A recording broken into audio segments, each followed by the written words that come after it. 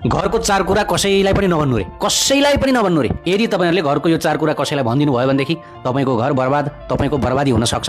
पहिलो कुरा के हो ध्यान दिएर सुन्नुहोला। पहिलो कुरा हो घरको कमजोरी। तपाईँको घरभित्रको कमजोरी, चाहे त्यो पति पत्नी बीचको कमजोरी होस् वा छोरछोरी बीचको कमजोरी होस्, कहिले पनि अरूलाई नभन्नुहोस्। आजकल यो घरहरू तसनस भइरहेको किन छ भन्दाखेरि श्रीमान श्रीमती बीचको कमजोरी मिडियामा ल्याइदिएछ। यो ल्याउने हुने कुरा हो, सबै बर्बाद भइरहेछ। कसैले खोतल्न खोज्छन्, यसो कोपर्न खोज्छन्, केही निकाल्न सकिन्छ कि भनेर नभन्नु। जतिसुकै कोपर्न खोजे पनि नभन्नुहोस्, किनकि छिमेकी तपाईँको घरभन्दा बाहिरका मान्छेले त्यसैबाट फाइदा उठाउन खोज्छन्। याद गर्नुहोस्, तपाईँको बेफाइदा उनीहरूको लागि फाइदा हो।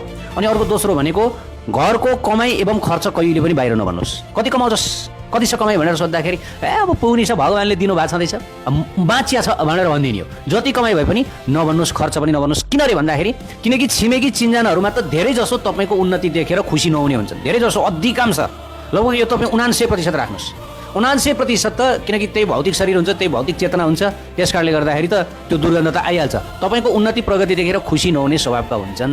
बाहिरबाट राम्रो राम्रो भन्छन्, ओहो ल बधाई छ भन्दै आउँछन्, त बधाई छ, ल एकदम बधाई छ, एकदम खुसी प्रकट गरेको देखाउँछन्। तर याद गर्नुहोला मनुष्यको स्वभाव हो आफ्नो अगाडि अरू आफूभन्दा ज्यादा खुसी भएको त्यो मनुष्यले देख्न सक्दैन। उसलाई भित्रभित्र पोल्न थाल्छ, जलन हुन थाल्छ। हेर्नुहोस् है, केवल आदर्शमा मात्रै मानिसहरू अरू खुसी भएको देख्न सक्छन्। यो भौतिक जगतमा सम्भव छैन, केवल गोलोक वृन्दावन धाममा, भगवानको धाममा मात्रै यो सम्भव छ अरे। आफूभन्दा भगवान खुसी भएको देख्न चाहन्छन् अरे भगवानको धाममा। यो भौतिक जगतमा सम्भव छैन है। अब अर्को तेस्रो भनेको घरको योजना कसैलाई पनि नभन्नु रे। अब भावी योजना भन्छ नि, म यस्तो गर्न जाँदैछु, यस्तो यस्तो उस्तो उस्तो अनेक किसिमका योजनाहरू, त्यो पनि सकेसम्म नभन्नु रे। किन भन्दा योजना भन्नाले त्यो भावी योजना जुन सफल हुन गइरहेको देखेर तपाईँका मित्रहरू, तपाईँका साथीभाइ, तपाईँका छिमेकीहरू भित्रभित्र जल्न सक्छन्। ला अब यो त सफल हुने भयो, हामी भन्दा राम्रो हुने, हामीले भन्दा राम्रो गर्ने भयो यसले भनेर। अनि त्यसपछि भित्रभित्र तपाईँको त्यो योजनालाई असफल बनाउन लाग्न सक्छन्। त्यस कारणले घरको योजना पनि सकेसम्म नभन्नु। गुप्त रूपमा त्यो योजनालाई असफल पार्न लाग्छन्।